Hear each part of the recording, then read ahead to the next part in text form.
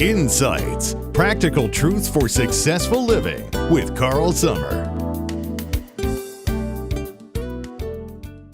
Androcles and the Lion is a powerful lesson to teach individuals the importance of appreciating one's freedom.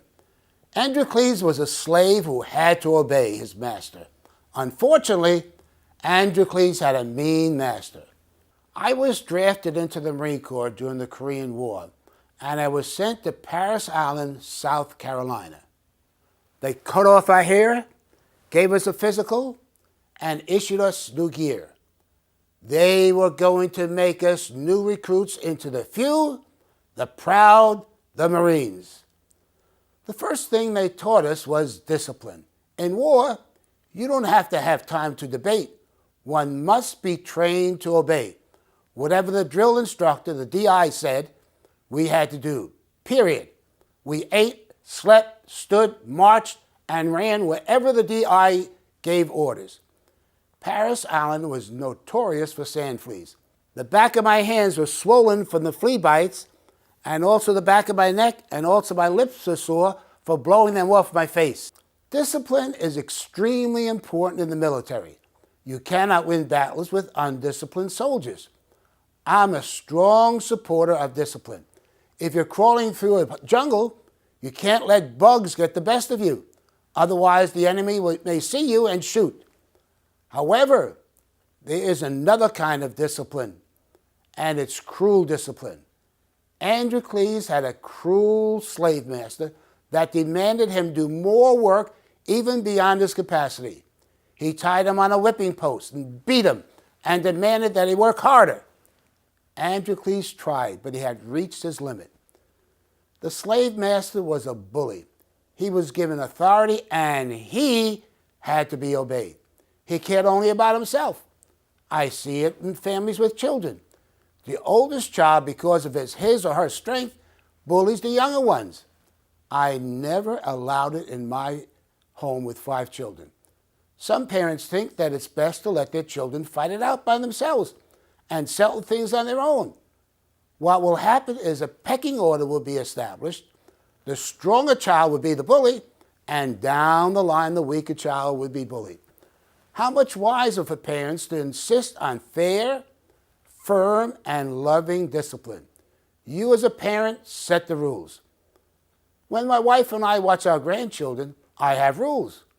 One of our sons has 6 children. We often watched them when they were young. I established this rule. No one is allowed to fight or bully one another.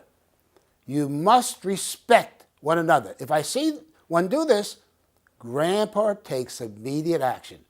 The disobedient child will have to sit down or go to a corner for time out.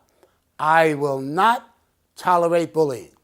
Let me say this also. When your children get older, don't be a lord and master. You obey me because I said so, period.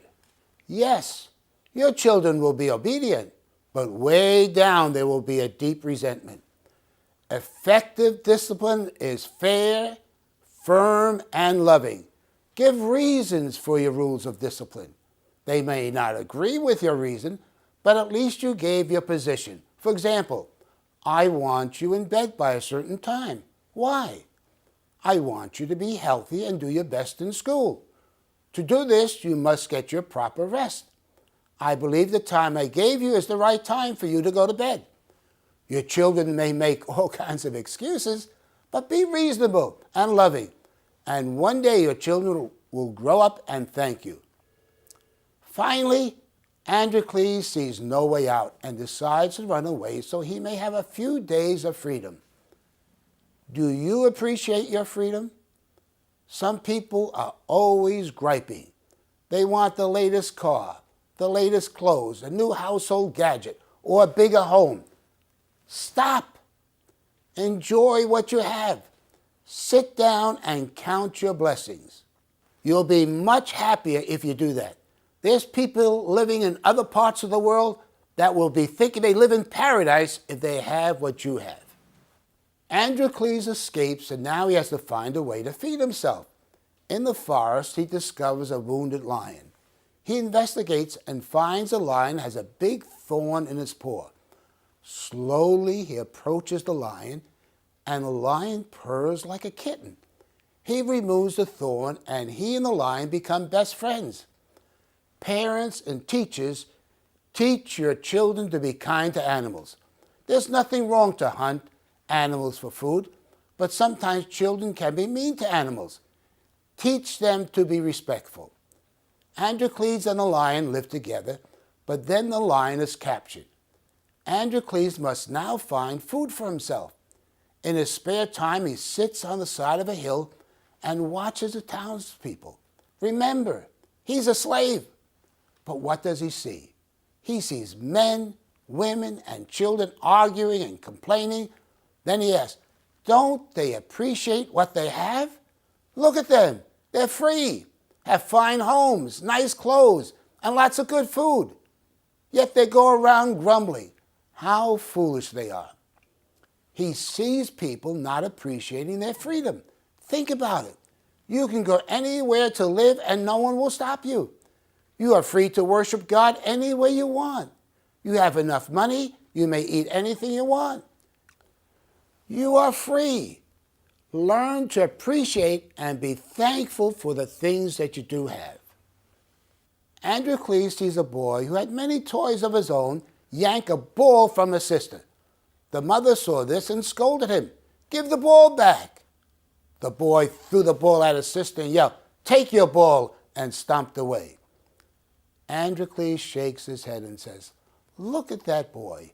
He's mad over a silly ball. That boy should appreciate the many things he has. Listen, parents, teach your children to appreciate what they have.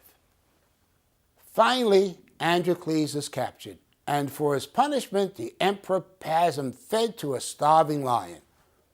What a sad state of human nature that this barbaric act was once used for spectators to watch and enjoy.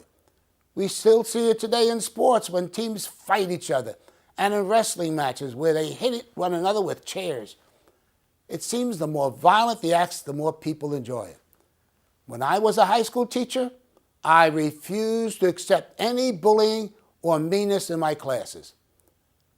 Androcles is fed to the lion, and behold, it was the lion he was kind to. The ferocious lion came purring as a kitten.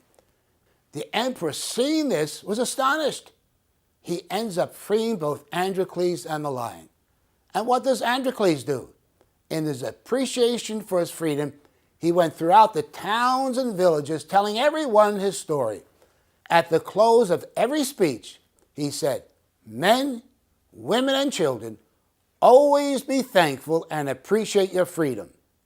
And I hope you and your children will also always appreciate your freedom.